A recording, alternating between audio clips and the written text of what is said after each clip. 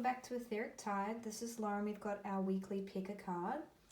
If you have done pick a cards before, you know the drill, but for anybody who's new, just close your eyes, feel into your breath. You can pick 1, 2, or 3, or you may be drawn to more than one of them. There's no wrong answers. And let's see what some of the energies are for this week. So we'll start off with number 1. Ooh, okay. So for those of you who have chosen number 1, this one is the Queen of Cups. This is somebody who really knows who they are, understands their own emotions, and feels into their intuition and trusts themselves. So spirits may be particularly aware of the word trust. So where are you in your life not trusting? Particularly, it would be referring to where you're not trusting yourself. However, it will resonate in different places of your life. So it may be that you don't trust a family member or a partner, your people at work. You feel as though you're not being trusted as well, as in you can't be relied upon in order to, like if it's in a work environment, you cannot be trusted to do your work properly and don't feel like the people around you are confident or trust you, which can be very hurtful in a lot of ways when we feel like the people around us aren't trusting us. Now, if you do resonate with this, if you feel like you are picking up on trust issues, just know that it's going to be mirrored in lots of ways. So if you're not trusting someone, they probably aren't trusting you. Or in what ways are you creating that in your environment? So basically what I'm saying is, if you feel as though there's people around you that aren't trusting you and you wish that to change, then you need to have a look at all the places that you're not trusting people. And the way to do this is not about ignoring our gut, it's about differentiating between a belief system that is untrue that we're telling ourselves and our actual intuition that's saying that something is a little bit off here. Sometimes we feel that, we can't trust someone and that's our intuition speaking, therefore we should trust it. But because we actually are in a non-trusting manner, we are activated that I can't trust vibration, you actually are not trusting your own intuition. So the way to clear trust is to find the places in your environment where you can 100% trust yourself and 100% trust the things around you. As in, like, I can rely upon the fact that I can turn on my water tap and the water's going to come out. That's the feeling of knowing, trusting. It is like there's no doubt in your mind. So think about all the ways that you activate not trusting in your environment by focusing upon all of the things that are trustworthy or are for sure, are a sure thing. And you'll find that once you start shifting that, you'll actually be able to clearly interpret your own intuition because you'll be trusting yourself. So this way you will be able to differentiate the difference between this is just a belief system of just trust issues, or there actually is something here that my intuition is picking up and I'm going to trust it and I'm going to follow it. So that's for you guys. I do hope that helps for this week. All right, on to number 2. Ooh, 3 of Cups, more water. So this is a really beautiful card. This one is about celebration. It's about getting together with lots of parties with people that we love and sharing good times. And I think for this, it's almost kind of like, for a lot of you, if you've been working towards a certain goal in order to achieve something, it feels like you're starting to kind of reap the benefits of that. Spirit's also making me aware of when you are within social gatherings that you are aware of the energies around you, as in if you are going to be gathering for like a birthday or a work gathering or anything like that, there's a warning here around drinking and the way someone presents themselves when they're drinking versus not drinking. And I think there needs to be some sort of protection that's put in place around what you may experience in these certain contexts. So it's possible that you're going to come into contact with people when they're in drinking, and it may bring up something that's going to trigger you emotionally. And we don't want that to happen. We don't want to be having a socially good time and trying to enjoy that experience with friends, family, or co-workers, and then somebody says something that really puts us in quite a defensive emotional state and just basically ruins it. Now, I'm not saying this to scare you. I'm not saying this to set you up to think that, oh, something bad's going to happen. No, not at all.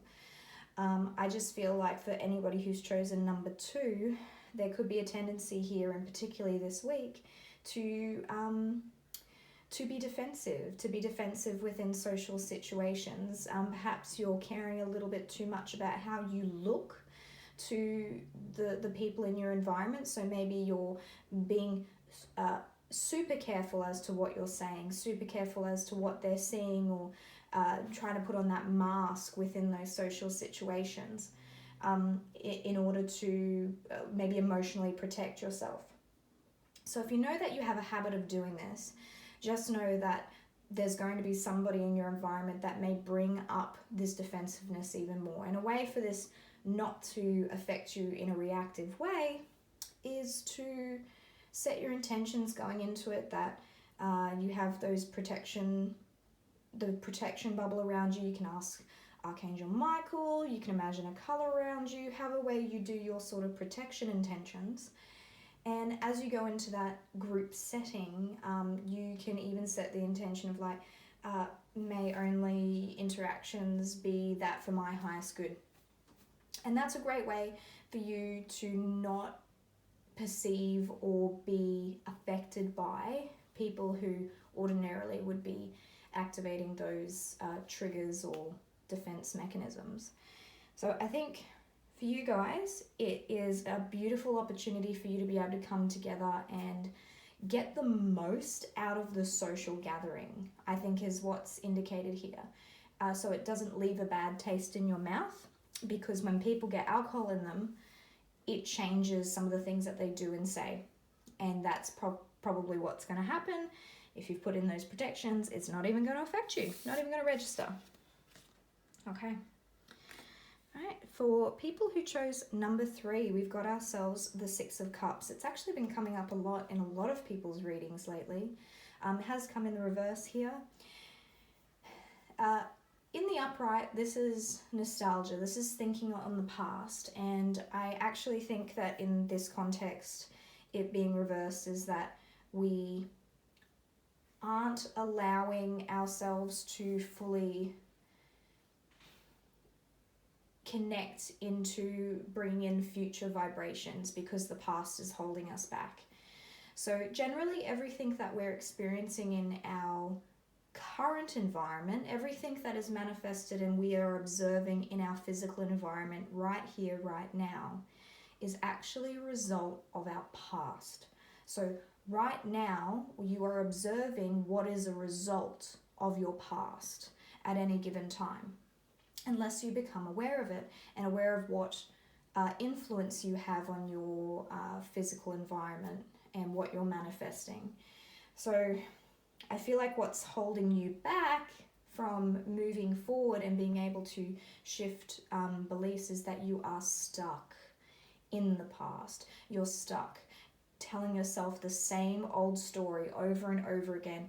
And it might even be that you're aware that you're stuck and you're like, giving yourself shame and guilt around it. So like, I'm still thinking about that ex and how they hurt me. I'm still thinking about what happened to me as a child, or perhaps what something transpired with your parents, as in I'm still thinking about my childhood and how horrible that was and how hard done by I was, and I know I shouldn't be doing that because I want to do better.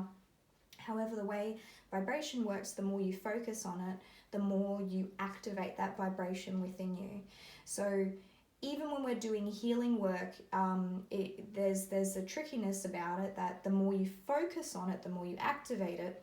However, you want to shift it at the same time. So there has to be some level of awareness of past traumas and belief systems and active vibration. So the way to navigate this is kind of like along the lines of like, okay, I'm aware that these are the certain things that are playing out. However, it's really important to me that I would like to bring in the new version of this, or because I have experienced all of these things, I now have a clearer idea of what it is that I do want, and that is what I wish to focus upon. So when we want to reach for a different belief or a different environment, different manifestation, whether it be ushering in a career, a better relationship, anything really, more abundance within our money, it's about deciding that, okay, I get it, I'm affected by my past, therefore I'm not going to focus upon that anymore. I'm only going to focus upon the things that I am wanting to bring into my environment. Now, because we have experienced the opposite of the things that we want, it may be very tempting to go, I want it, I don't have it. I want those things, I know I want those things because I experienced its opposite. By having that wanting energy, it immediately puts you in a place of not having. So it's about saying like, okay, I understand the opposite of it, therefore I understand what it is that I do want. Okay, I'm going to think myself into that energy. So it's bringing about an emotion. An emotion actually is a manifestation of vibration. So if you can at least change your thoughts to a place where you can vibrationally, emotionally feel abundance, or feel that career, or feel that relationship, that's actually a manifestation within itself. So that's what's going to happen for you guys this week. Anybody who wants a personal reading, you can personal message me. Go to www.etherictie.com. Please like, comment and subscribe, and thank you very much to everybody and Good Karma donations. I do hope you enjoy your week. Bye for now.